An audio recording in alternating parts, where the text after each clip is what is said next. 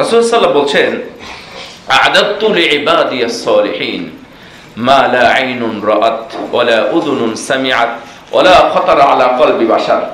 রাসূল সাল্লাল্লাহু আলাইহি ওয়াসাল্লাম বলছেন যে আমি সৎ বান্দাদের জন্য জান্নাত তৈরি করেছি। কাদের জন্য? এখন সবাই নিজেকে প্রশ্ন করেন, আমি কি সৎ? সৎ মানুষ কি আপনারা চিনেন না? চিনেন তো, দেখলে বোঝা যায় না? রাসূল সাল্লাল্লাহু আলাইহি ওয়াসাল্লাম বলছেন সৎ মানুষ, জান্নাতি মানুষ, মুত্তাকি মানুষ তারাই যাদেরকে দেখলে আল্লাহর কথা স্মরণ হয়। সুবহানাল্লাহ, সহিহ বুখারীর হাদিস এটা। যাদেরকে দেখলে আল্লাহর কথা স্মরণ হয়, জিকির হয়। ইদা রুউ যুকিরাল্লাহ, যখন তাদেরকে দেখা হয় তখন আল্লাহর কথা স্মরণ হয়।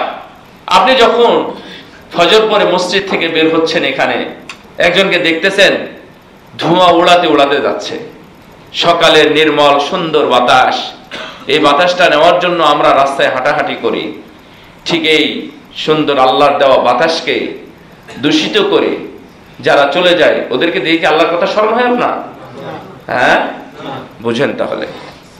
যারা গালাগালি করে, যারা বেপরদা বেহায়া মতো চলাফেরা করে, এদেরকে দেখে আল্লাহর কথা স্মরণ হয়? তাহলে আপনি নিজেকে একটু ভাববেন, সুদখোর, ঘুষখোর এবং বেয়াদব, বেহায়া, নোংরা, নষ্টা এবং বিভ্রান্ত পথভ্রষ্ট মানুষের জন্য জান্নাত নয়। জান্নাত হলো সালেহ বান্দাদের জন্য।